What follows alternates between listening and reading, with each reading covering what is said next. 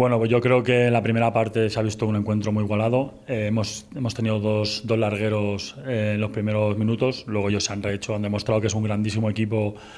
que no me cabe duda que va a estar en la parte alta, que sí que es verdad que ahora a lo mejor están atravesando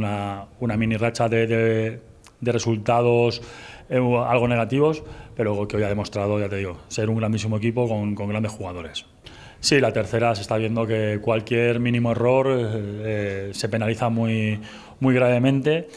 Yo creo que los últimos minutos con la expulsión nosotros sí que nos hemos tenido que meter muy atrás, con 10 y con la baja de Año, que en el juego aéreo es un jugador muy importante para nosotros, nos obliga a meternos un poco atrás, pero que yo creo que hasta la expulsión el partido se estaba viendo como muy igualado. Sí, nosotros sabemos que nuestra fortaleza es el juego defensivo, cuesta mucho que nos creen ocasiones y a partir de ahí queremos seguir creciendo y creo que el equipo en fase se ha visto con balón bastante suelto, hemos incluso sometido, ya te digo, en algunos periodos al castellonense y tenemos que aprovechar las ocasiones que tengamos. Sí, ya no es solo por la calidad que tiene dentro del campo, sino por lo que aporta en el vestuario, por cómo es como persona, y este es un tío muy positivo y yo estoy seguro que volverá con nosotros otra vez. Bueno, nosotros tenemos una plantilla bastante amplia, yo creo que cualquier jugador que salga de inicio va a responder al 100%.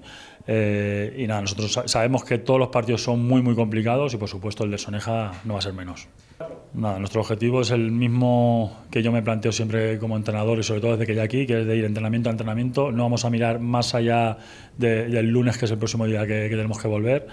y tener muchísimo respeto a cualquier rival, porque hemos visto que este año la tercera es muy competitiva.